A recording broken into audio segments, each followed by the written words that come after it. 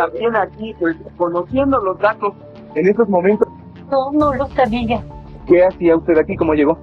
Era mi novio, me estaba dando chance de quedarme aquí en su casa mientras tomaba un departamento. A ver, ¿cuál es su nombre? Israel Vallarta. ¿Es verdad esto? Sí, señor. A ver, platíquenos cómo es que urdió usted este secuestro. No, yo no ordené nada, señor. A mí me ofrecieron dinero para prestarme casa. ¿Quién? Un tipo que se llama Salud, sí, señor. Lo he dicho siempre y he ofrecido una y otra vez disculpas por ello. Fue un error no haberme dado cuenta. La presidenta de México, Claudia Sheinbaum, quedó en shock al enterarse de que Israel Vallarta Cisneros dejó las instalaciones del penal del Altiplano en el Estado de México tras casi 20 años de estar encerrado sin sentencia. Esto luego de un fallo que le permitió ser absuelto del proceso judicial en su contra, tras ser señalado por los presuntos delitos de delincuencia organizada y secuestro desde diciembre de 2005. Israel Vallarta envió un mensaje al pseudoperiodista Carlos Loret de Mola, quien participó en el montaje que sirvió para meterlo tras las rejas al mando de Genaro García Luna.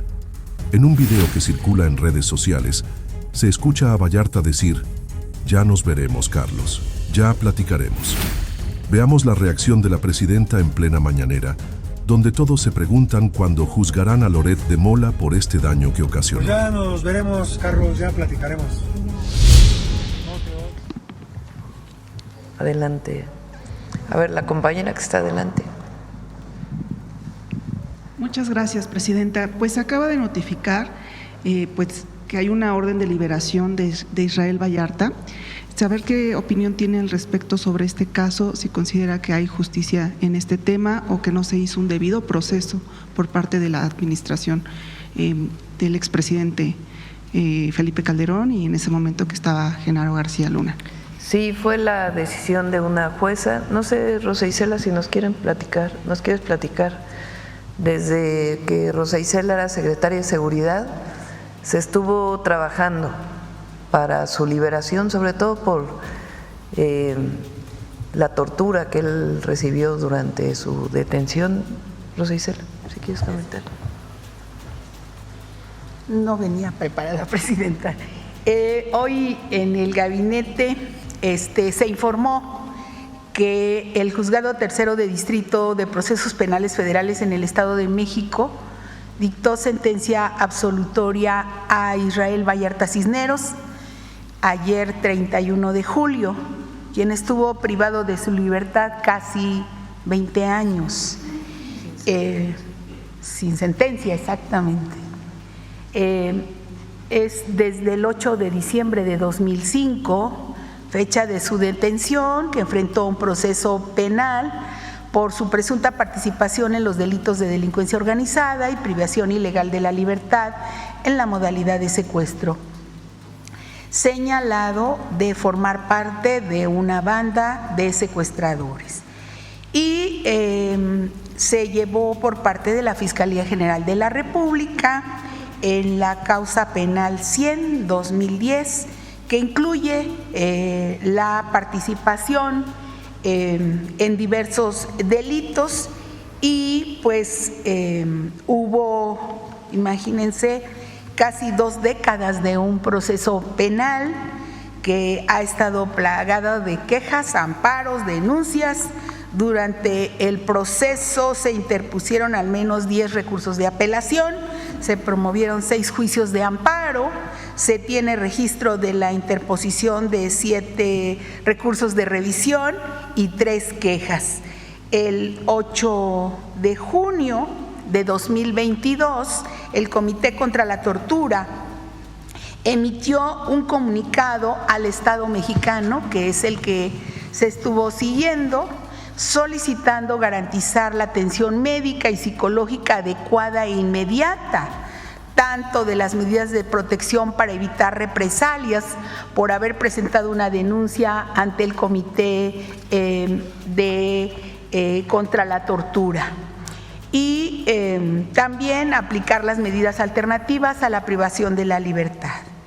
El 9 de julio de 2024, el Ministerio Público de la Federación presentó conclusiones acusatorias solicitando la imposición de una pena muy grande por los delitos que hemos mencionado. Y pues desde la pasada administración, el gobierno federal ha brindado atención permanente a la familia de Vallarta Cisneros, en especial a su esposa, a quien se ha apoyado con las gestiones para recibir atención médica, además de brindarle las atenciones sobre las visitas y demás, llamadas telefónicas, bueno, apoyo, digamos, desde la parte social. Entonces, bueno, pues ya está terminando este proceso penal tan largo, casi pues exactamente en el 2025 se cumplirían 20 años sin sentencia. Eso sería, Presidenta. Sí, más allá de la investigación, que obviamente respetamos la autonomía y el trabajo de la Fiscalía General de la República en este caso, no se nos puede olvidar cómo fue la detención y el montaje televisivo conducido por Loret de Mola, de lo que después fue reconocido como un montaje. ¿Y de quién fue el montaje? Pues de García Luna, hoy preso en Estados Unidos por narcotraficante. Hay un libro muy bueno de Jorge Volpi, ¿cómo se llama el libro? Sobre este caso de Florence Cassés, y que más allá de una novela criminal, no sé si lo han leído, y tiene que ver con el caso e investigaciones que él hizo sobre el caso, y cómo en aquella época pues estaba vinculada la Secretaría de Seguridad Pública con García Luna en estos secuestros que se dieron en aquella época. Entonces, bueno, respetamos obviamente la posición de la Fiscalía. Lo cierto es que una jueza ya resolvió su liberación, y no se nos puede olvidar pues lo que fue el sexenio de Felipe Calderón, su guerra contra el narco, y un personaje que hoy está preso y que no precisamente se caracterizó por buscar la seguridad y la paz en el país, sino todo lo contrario, aliarse con grupos delincuenciales para beneficio personal, premiado, multipremiado durante el sexenio de Felipe Calderón, y después, por cierto, también incluso por Estados Unidos, por agencias de Estados Unidos. Y pues lo que fue aquel sexenio con un personaje pues que hoy está preso. Y este caso vale la pena recordarlo porque más allá de las investigaciones de la Fiscalía, tuvo un origen en la detención pues muy irregular. Por lo menos eso es lo que podríamos decir.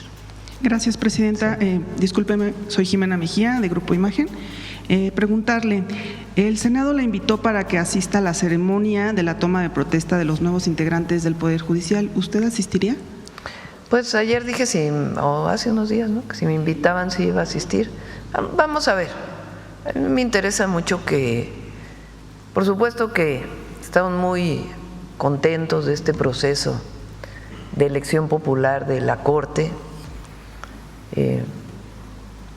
Pienso que el presidente de la Corte es una persona honesta, conocedora, además hay que reivindicar que ha trabajado por los derechos de los pueblos, y por supuesto que nos da gusto que entre el nuevo Poder Judicial, pero bueno, también hay que respetar autonomías. Entonces pues vamos a ver, parece que es muy noche, ¿no? a las 10 de la noche o algo así, ¿no? Sí. Bueno, vamos a ver, pero nos da gusto pues que haya avanzado este proceso adecuadamente y que el 1 de septiembre México tenga un nuevo Poder Judicial.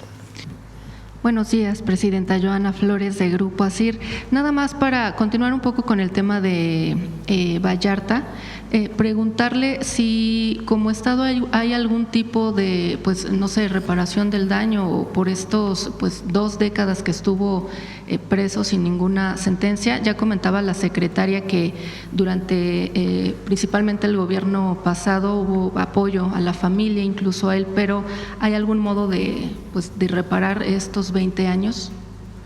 Él lo tendría que pedir a partir de un juicio. Hay una ley, que es la ley de víctimas. Bueno, es más largo el nombre de la ley, pero es la ley que protege a las víctimas. Y es muy clara la ley en el sentido de cuándo debe haber un resarcimiento, sea por parte del Estado o por parte de algún particular. Y en este caso tendría que venir un juicio por parte de él, tendría que ser reconocido como víctima desde incluso pues los propios procedimientos legales, y a partir de ahí en todo caso que viniera un resarcimiento del daño. Hasta ahora entendemos que no hay un proceso, ¿sí? No hay. Gracias, Presidenta. Es decir, no es algo subjetivo que la Secretaría de Gobernación decida a quién le da y a quién no, sino el procedimiento legal es muy claro. Buenos días, Presidenta. Yanara Alcántar, del Laboratorio de Periodismo y Opinión Pública de Guanajuato. Presidente, el fin de semana detuvieron en Aguascalientes a 18 jóvenes que estaban en un campamento atribuido al crimen organizado y 4 de ellos tenían ficha de desaparición. El fiscal Gersmanero dijo en marzo pasado textualmente que si demuestra que fue obligado es un excluyente de responsabilidad en el caso de las denuncias de colectivo de buscadores por reclutamiento forzado de organizaciones criminales en Teuchitlán. En este caso de Aguascalientes, las familias señalan que sus hijos detenidos hoy fueron en busca de trabajo y desaparecieron. Se investigará si se dio de esa forma a fin de que no se les aplique una revictimización, y hay alguna línea de política de seguridad para evitar que los jóvenes terminen en manos del crimen organizado, como también ocurre en Jalisco y Zacatecas. En todo el país estamos trabajando, fortaleciendo el sistema educativo, lo presentamos aquí en la educación media superior, ampliando los espacios para la educación superior, para que los jóvenes tengan todas las posibilidades para seguir estudiando. De igual forma está el programa de atención a las causas, de Jóvenes Construyendo el Futuro, y vamos a seguir fortaleciendo. Que ningún joven, México Canta es parte de ello, que ningún joven opte por acercarse a un grupo delictivo, que se acabe esa visión de que un grupo delictivo es una opción de vida, una opción de identidad, porque en realidad es una opción de muerte. Entonces, estamos todos los días trabajando en ello. Y además, el Gabinete de Seguridad, particularmente la Secretaría de Seguridad y Protección Ciudadana, tiene un equipo de, pues no sé si se llame ciberseguridad, más bien ese es otro tema, pero está vinculado con este equipo en donde están revisando permanentemente plataformas en donde se busca reclutar a jóvenes para el crimen organizado, y permanentemente se están bajando estas páginas, estas plataformas. Igual en este tema el fiscal estatal ha dicho que no era un campamento de producción de drogas, pero el operativo fue federal. ¿Tiene usted información sobre qué actividades se realizaban en ese lugar y se sabe algo sobre los avances de la investigación que ya lleva la Fiscalía General? Ya lo puede informar el Gabinete de Seguridad. Gracias, Presidenta. Y en otro tema, los últimos 3 gobiernos panistas en Guanajuato han firmado contratos con Seguritech por más de 12,000 millones de pesos a cambio de la promesa de un servicio integral de tecnologías de monitoreo para el Estado. También se supo por un trabajo periodístico de PopLab que Querétaro invierte casi 4,000 millones en el actual sexenio en la misma empresa, sin embargo continúan los casos de violencia. En este sentido, en su opinión, ¿qué papel debe jugar el gobierno federal para supervisar los contratos estatales en materia de seguridad tecnológica con el propósito de evitar conflictos de interés como ocurrió con la casita azul del exgobernador Diego Sinúe y garantizar que estos cuantiosos recursos se traduzcan en mayor protección para la ciudadanía? La nueva ley del Sistema Nacional de Seguridad incluye la supervisión. Cuando se usan recursos federales, pues evidentemente entra la propia Auditoría Superior de la Federación. Los sistemas de cámaras ayudan mucho a la política de seguridad. Por un lado son persuasivas, es decir, cuando hay una cámara, pues ayuda, es como si hubiera la presencia de un elemento que está vigilando de manera remota, y también el buen uso de los sistemas, en el sentido de quien está viendo las cámaras, cómo debe operar cuando se presenta un acto delictivo o para prevenir los actos delictivos. Pero lo cierto es que se hizo mucho negocio con los llamados C2, C3, C4, C5, dependiendo de las atribuciones. O también es cierto que se presume, se dice que con tener un C5 se resuelve el problema de seguridad y no. Por supuesto que ayudan las cámaras, son importantes, pero también hay que ver el uso que se les da a las cámaras, tanto para la prevención como para la persecución del delito, y las investigaciones de inteligencia y investigación. Estos montos multimillonarios relacionados con la instalación de estos centros de monitoreo, pues tienen que investigarse, porque no son justificables. Entonces, si se usaron recursos federales, pues tiene que hacerse la investigación por parte de la auditoría. Si fueron recursos utilizados desde los fondos de la Secretaría de Seguridad y Protección Ciudadana federales que existen en el presupuesto público, pues también. Y también, pues qué impacto han tenido sobre la seguridad. Entonces, repito, ¿es bueno que haya cámaras? Sí, es muy bueno. ¿Es bueno que se usen bien los C5? También, pero que no sea solamente las cámaras sin todo lo que va acompañado, y segundo, que no se malucen los recursos públicos. ¿Quién más? A ver aquí. Vamos, ahora acabamos con esta parte. Gracias, Presidenta. El día de ayer lo consideramos en la revista Voces del Periodista un tema histórico, y pareciera un tema filosófico, físico, matemático, porque lo que ganamos fue tiempo. 90 días, que no se dice, que se dice sencillo, pero que atrás hay todo un trabajo, y hablamos sobre todo, hacemos una narrativa de la alta negociación que está llevando usted con esta responsabilidad de llegar a buen puerto. Ahí viene esa parte editorial que se publica el día de hoy. Mi pregunta tiene que ver, más allá de los comentarios aldeanos que muchos medios tradicionales e independientes se quedan solamente con la mirada de los, incluso no llegan al centro del bosque, se quedan afuerita del bosque. ¿Cómo queda México en relación a los 200 convenios que tiene Estados Unidos comerciales? ¿Cuál es nuestra escala en ese sentido de negociación y de privilegio? Vamos a dejarlo así, en relación a Europa, a Asia y al resto de América Latina, que están también en una gran desventaja, porque creo que ayer se da este dato, este paso importante, y sin embargo yo no lo veo reflejado en los medios de comunicación tradicionales. Es el primer planteamiento. Sí, hay, particularmente la oposición, no importa lo que hagan, ellos quieren que le vaya mal a México. Esa es su visión.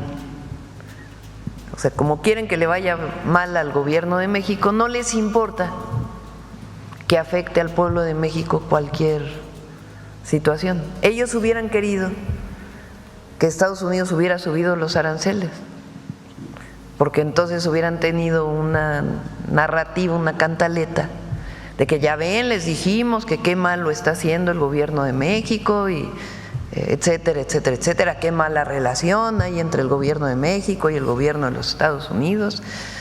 Entonces, cualquiera que hubiera sido el resultado del día de ayer, ellos hubieran estado en contra. Bueno, peor aún, tienen un personaje como el presidente del PRI, de malísima fama, con escándalos de corrupción que acompañan su carrera política, yendo a Estados Unidos a denunciar falsedades además. O sea, además de que quieren que le vaya mal a México, vende patrias. La verdad, no tiene otro nombre. Y sus compañeros del PAN no cantan mal las rancheras. Senadores, senadoras, buscando ir a Estados Unidos a hablar mal de México. Ayer México ganó. Por supuesto, internacionalmente pues estamos viviendo una situación compleja.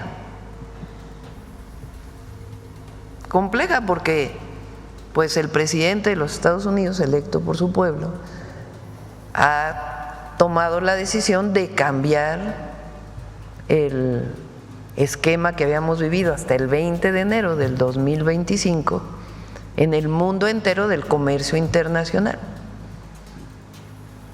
Es una decisión tomada por el presidente de los Estados Unidos y que ha sido consistente desde el 20 de enero, de cambiar pues el escenario mundial en el terreno del comercio internacional, en una visión que él tiene, más allá de si uno está de acuerdo o no, es una visión que él tiene. En ese marco, pues nuestro país, ¿qué es lo que hemos buscado? Primero, no confrontarnos, defendiendo nuestros principios, porque no hemos cedido en nada que tenga que ver con nuestros principios, buscando una buena relación en distintos temas, manteniendo nuestro proyecto, nuestros principios. Y en ese marco, pues el trabajo que hemos estado haciendo, todo el equipo, en la relación con el gobierno de Estados Unidos, pues nos permite decir que pues somos de los países menos afectados por esta situación. ¿Hay afectaciones? Pues sí hay afectaciones, porque traemos un arancel del 50% en el acero y el aluminio, menor al 25% en la automotriz, porque hay descuentos relacionados con la fabricación de partes en Estados Unidos, en México y en Canadá, y otro, pero finalmente lo que nos afecta a nosotros le afecta a todo el mundo. O sea, el 50% de acero y aluminio es para todo el mundo, el 25% para automotriz pues es para todo el mundo, el de cobre que acaba de poner pues es para todo el mundo, no solo para México. Pero en este marco, ¿qué beneficios tiene lo que hemos logrado? Pues que hay un porcentaje muy grande de mercancías que sigue teniendo cero arancel, que sigue manteniendo las ventajas de tener el tratado Estados Unidos-México-Canadá. ¿Cómo hemos hecho esta relación? Pues como lo hemos dicho aquí, con cabeza fría, entendiendo argumentos de parte de Estados Unidos, dando nuestros argumentos, manteniendo nuestros principios y buscando siempre pues la mejor salida posible. También hay medios que pues, no consideran esto algo bueno, pues porque también buscan el fracaso del gobierno, nomás que se van a quedar con las ganas. Porque no solamente el apoyo popular de nuestro gobierno es muy alto, porque no hemos traicionado al pueblo, sino que además en este marco de dificultades, la economía mexicana va bien. Crecimiento del 0.7%, quisiéramos que fuera más, sí, pero el crecimiento del 0.7% pues es de los más altos de muchos países del mundo. Y la visión de largo plazo que tenemos con el Plan México, que estamos desarrollando con la gente y también con los sectores empresariales, para encontrar pues rutas adicionales en nuestro país de desarrollo económico. México, desde el primer tratado comercial y después con el TEMEC, de una mucho mejor forma con el TEMEC, frente a lo que fue el primer tratado, que lo que presumía era mano de obra barata y era lo que vendía en la relación con Estados Unidos y Canadá, y el TEMEC pues es un acuerdo mucho más completo, pero finalmente hay una integración muy grande de nuestra economía con la de Estados Unidos que favorece a los dos países. Pero en este marco y en esta nueva situación internacional, pues nosotros tenemos que fortalecer nuestro mercado interno, sustituir importaciones de otros lugares, como lo hemos venido planteando, buscar otros mercados adicionales a Estados Unidos que nos permita, siempre más allá de hablar del fortalecimiento de la economía o del crecimiento económico, del bienestar del pueblo de México. Ese es nuestro objetivo. En una explicación gráfica de 0 a 100, ¿en qué lugar estaríamos, presidente, en relación a todos esos convenios que hizo Estados Unidos? Pues habría que ver, terminando, digamos, este proceso, en un promedio de la cantidad de aranceles que paga uno u otro país, en qué situación quedamos. Lo que sí puedo decir es que somos de los menos afectados por esta nueva política del gobierno de los Estados Unidos. Sí. Ahora, trabajamos todos los días. Recientemente se anunció, por ejemplo, el traslado de una planta de Nissan de Morelos a Aguascalientes. Parece que es una estrategia que venía ya desde hace tiempo, y ahora toman la decisión por la eficiencia de su propia empresa de trasladar todo a Aguascalientes.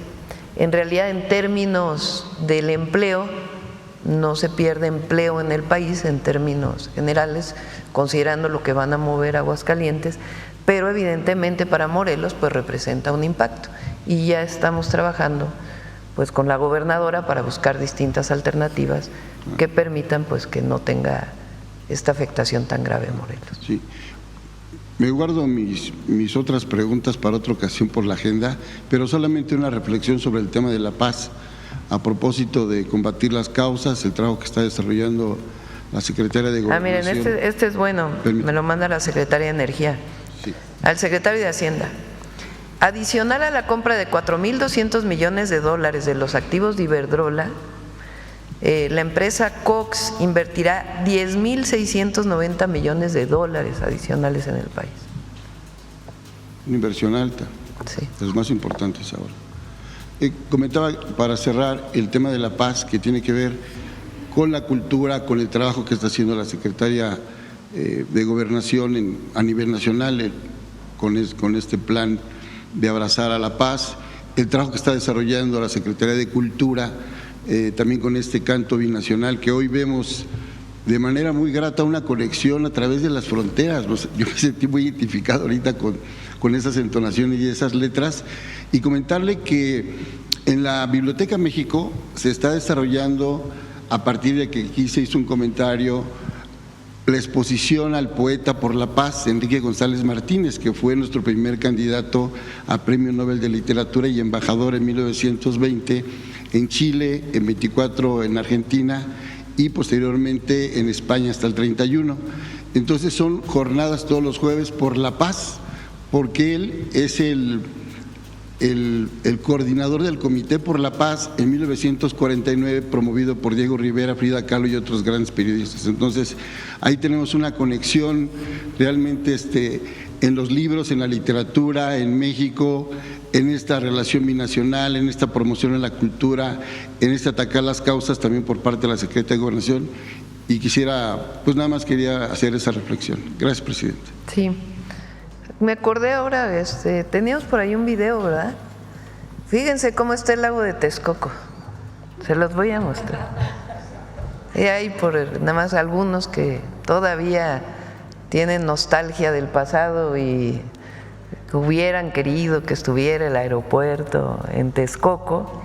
Vean nada más la belleza. Ahí les va. Este es el lago de Texcoco, el lugar donde se proyectó hacer un aeropuerto, ignorando la voz de la naturaleza. Pero hoy, esa voz se escucha cada vez más fuerte. La naturaleza está haciendo su trabajo, y las lluvias han permitido recuperar los ecosistemas de la región. Porque teniendo sol, agua, tierra, todo el ser humano vive. Son 5 los ríos del Valle de México que se han reencauzado hacia el área natural protegida Lago de Texcoco y que han ayudado a que este hábitat se pueda restaurar en pocos años. Por ejemplo, en 2017 se tenía la presencia de 30,000 aves en la zona. Hoy la población es de más de 230,000 aves de distintas especies. Tenemos una gran cantidad de especies, tanto nativas, residentes y migratorias. Dentro de estas especies tenemos especies en peligro de extinción justamente que llegan en diferentes puntos del lago de Texcoco. Parte de la importancia que tiene el lago de Texcoco es que recibe a estas especies y que no permite que se extingan.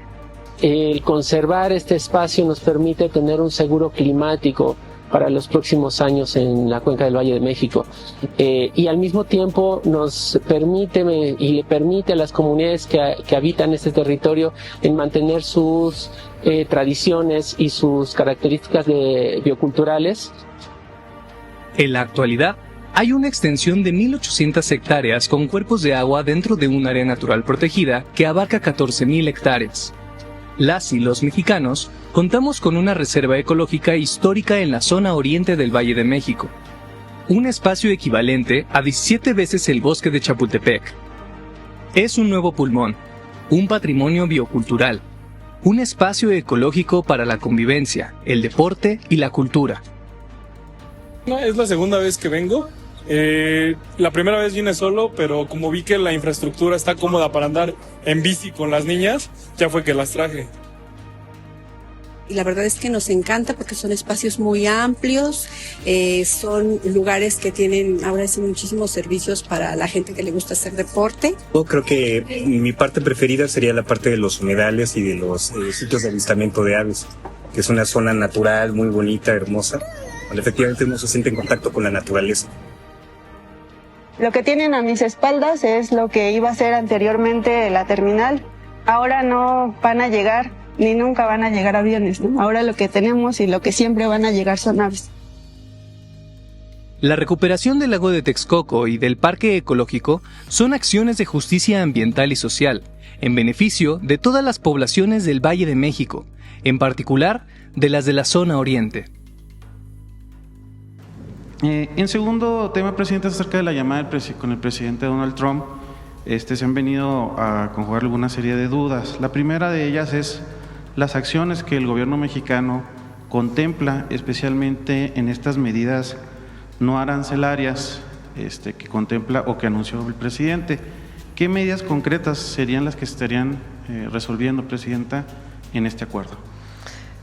Ellos presentaron diversos puntos, sobre todo, no sé cuál sea la traducción de esta área del gobierno de Estados Unidos que se llama USTR, no sé exactamente cuál sea la traducción, pero es el área que se encarga de la revisión de los tratados y particularmente el Tratado Comercial Canadá, México, Estados Unidos.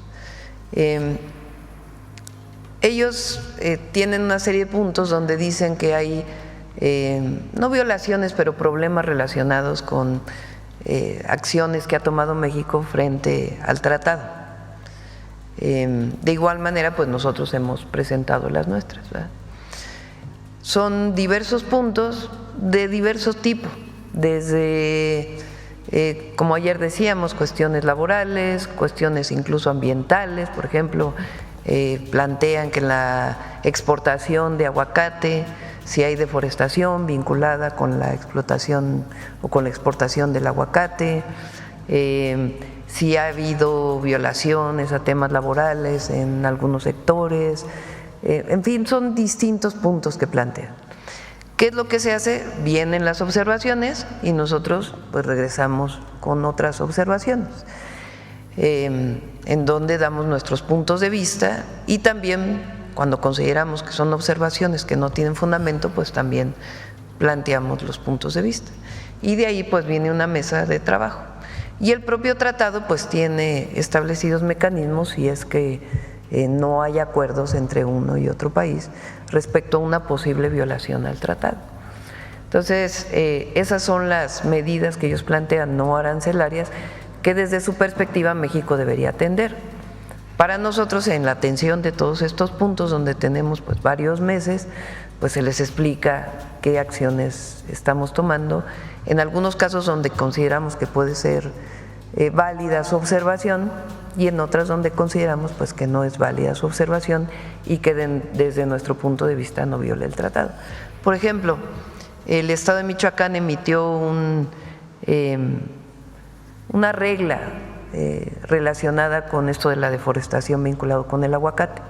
Nosotros estamos también por emitir una serie de regulaciones para evitar que esta exportación, que es de cerca de $4,000 millones del aguacate mexicano a Estados Unidos, pues impacte sobre los bosques de Michoacán. Pero es por razones incluso pues de beneficio para México, no porque nos los esté pidiendo necesariamente Estados Unidos. Son temas de este tipo en donde hay pues un diálogo y de ahí donde no hay acuerdo, pues entonces hay los caminos que se siguen de resolución de controversias frente al tratado. También, Presidenta, se habla de, bueno, estos 90 días, pero ¿podría adecuarse de alguna otra manera el unir estos 90 días o estos acuerdos con el tratado, con el TEMEC, con el tratado con Estados Unidos y Canadá? Desde su visión, ¿podría negociarse los dos, pues, estos dos acuerdos en una sola resolución, o los ve mejor que sean aparte ambos acuerdos? Bueno, ayer debo decir que nos sorprendió que a Canadá le subieran los aranceles. No teníamos conocimiento de que esto fuera a ser así. Y bueno, hay tiempo, digamos, para hablar del tratado. Es importante que sepan que en estas conversaciones que se tienen y las conversaciones que he tenido personalmente con el presidente Trump, no hemos tratado per se el tratado, no hemos tratado el tratado, no hemos hablado ya directamente de la revisión del tratado, sino más bien relacionado con los aranceles que han venido ocurriendo a partir del primer momento que tomó posesión el presidente Trump. Y pues ya vendrá el momento, formalmente es en septiembre cuando empiezan a abrirse las mesas de consulta sobre el tratado, que ya entraremos ya formalmente a esa discusión. A nosotros nos parece que debemos permanecer los tres países, que ha sido benéfico para los tres países, y ya vamos a ver pues cómo se desarrollan estas conversaciones. Gracias, Presidenta. Hatsiri Magallanes, de MBC Noticias. Organizaciones sociales se están convocando para una marcha nacional el próximo 10 de agosto. Ellos insisten que todavía hay desabasto de medicamentos, están preocupados porque también la Cámara de Diputados, la Comisión de Salud que preside Morena, no avaló, digamos, un acuerdo para que se pueda mejorar el sistema de salud para atención de los niños de cáncer. ¿Algún mensaje que les pueda enviar al respecto? Sí. Se han comprado prácticamente todos los medicamentos de atención oncológica. Todavía quedan como 3 medicamentos que ha habido problemas en su abasto, no por un problema en la compra o en la licitación, sino por el propio abasto de los medicamentos. Se tomó una decisión muy importante que la tomó el doctor Kersenovich, de que haya una reserva, digamos, un inventario especial para los medicamentos oncológicos, para que si falta en un estado se pueda enviar de manera inmediata, y se está atendiendo. En la mayoría de los estados hay abasto de medicamentos oncológicos y ahí donde falta algún tipo de medicamento por algún tipo de cáncer, se están tomando todas las medidas para que esto sea así. Lo hemos informado aquí, somos muy transparentes desde que entramos al gobierno. En términos de los medicamentos, hoy se tienen adquiridos el 96% de los medicamentos.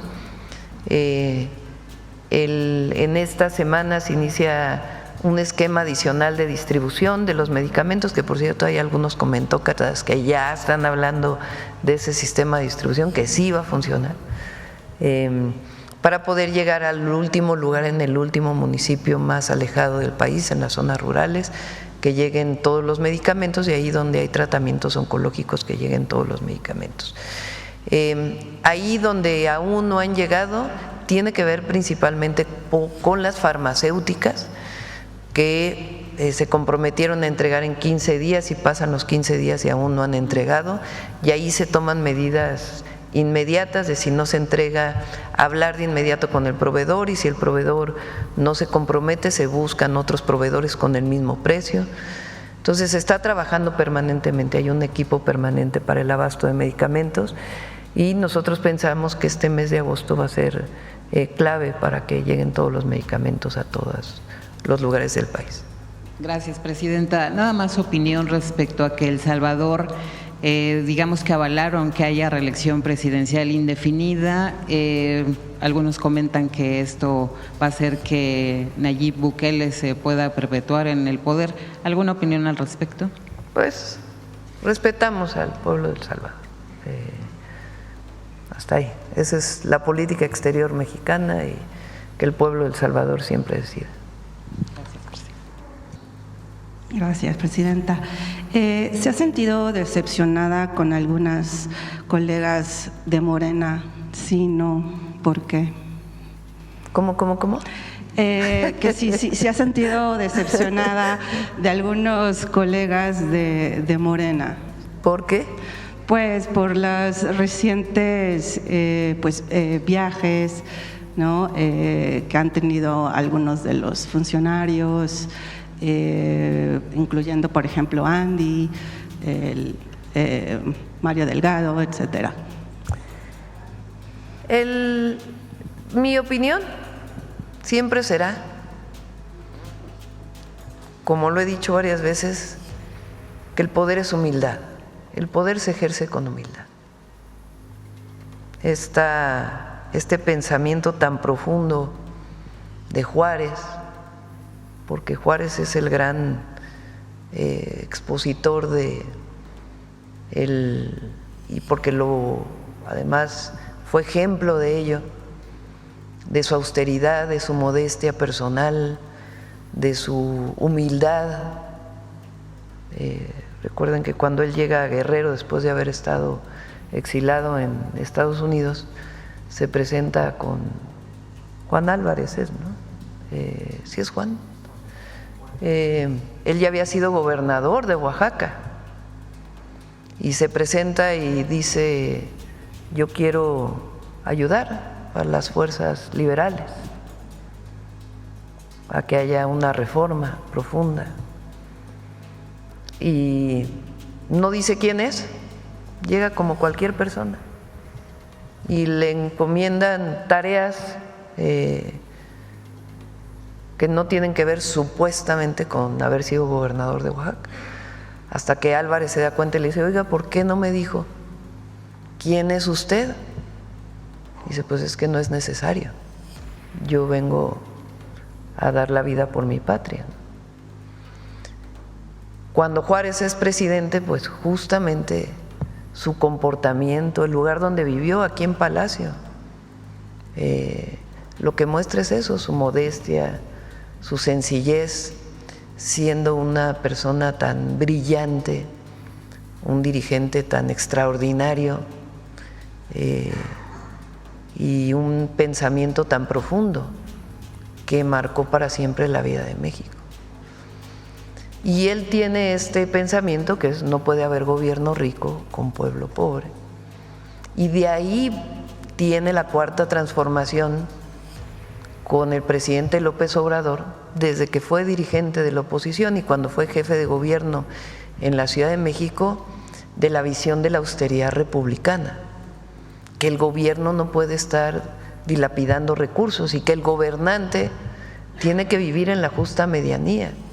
Por eso la disminución de los salarios de los gobernantes, por eso ahora en la Constitución los ministros de la Corte van a ganar menos que la Presidenta de la República y no van a tener estos lujos y estos privilegios de los que durante tanto tiempo gozaron los gobernantes, que además de la corrupción pensaban que llegar al poder pues era rodearse de guaruras, ir a comer a los mejores restaurantes, cambiarse de casa y convertirse en una persona alejada del pueblo. Siempre he pensado, porque además esto fue muy importante, eso fue una enseñanza muy importante del gran dirigente que es el presidente López Obrador. Y digo presidente porque se burla a la oposición, pues por respeto. Hoy pues está realizando otras tareas, a mí me toca la gran tarea de la presidencia de la República, pero me gusta decirle presidente López Obrador por el respeto que le tengo. Y esta visión de él, de recuperación del pensamiento juarista, que lo llevó a cabo durante toda su vida y la presidencia, pues es algo muy importante. Y eso no lo podemos perder, los que pertenecemos a este movimiento. Y a cada quien lo juzga al pueblo por sus acciones, a cada quien. Entonces nosotros tenemos una responsabilidad de seguir insistiendo que los viajes lujosos y la vida lujosa no tiene que ver con el movimiento de transformación, independientemente de dónde vengas. Hay grandes empresarios que tienen muchísimo dinero y que no viven en la opulencia. Bueno, el mismo ingeniero Carlos Slim es el hombre más rico de México, durante un tiempo fue el hombre más rico del mundo y él maneja su vehículo y no vive con grandes opulencias. Es una visión. Hay otros empresarios que presumen sus opulencias, ¿verdad? También. Entonces, no importa de dónde venimos, si nuestro origen es empresario, clase media, o venimos de un origen más humilde, cuando llegamos a un puesto de representación popular o queremos dedicarnos a la política desde una perspectiva de la transformación profunda de México que estamos viviendo, pues tenemos que estar siempre cerca del pueblo, tener los pies en la tierra, no olvidar que nuestra misión, porque es una misión, es disminuir la pobreza, las desigualdades, el bienestar del pueblo. Y para eso no se necesita vivir con lujos, al contrario. La cercanía lo es todo. Pero a cada quien, pues lo juzga el pueblo.